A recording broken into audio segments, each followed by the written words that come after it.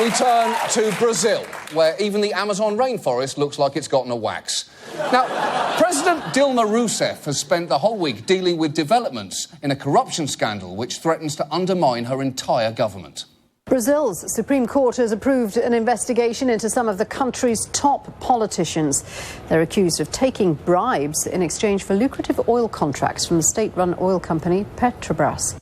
Now, when they say taking bribes, this isn't your standard $5,000 in an envelope left under a bench, because Brazil's largest construction and engineering firms allegedly paid at least $800 million in bribes and other funds to secure contracts. $800 million! You'd need an amazing construction firm just to build a bench large enough to hide that bribe underneath. More than 30 members of Rousseff's ruling coalition are under investigation, so she took to the airwaves this week to try and calm people down. You have every right to get irritated and be worried, but I ask for patience and understanding because this situation is transitory. Is it?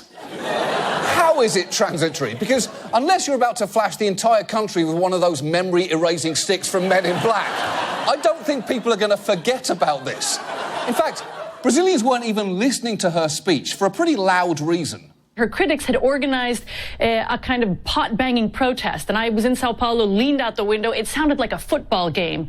People were banging their pots, honking their horns.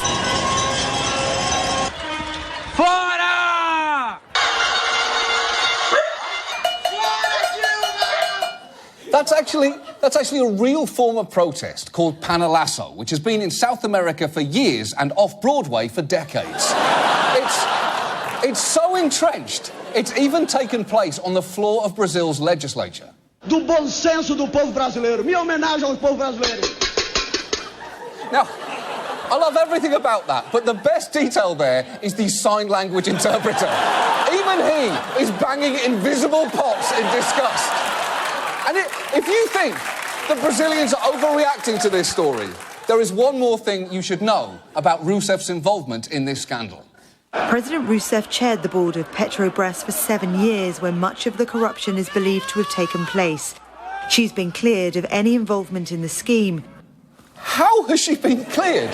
She chaired the board of Petrobras while the bribes were... There's only one way to handle this. And now this.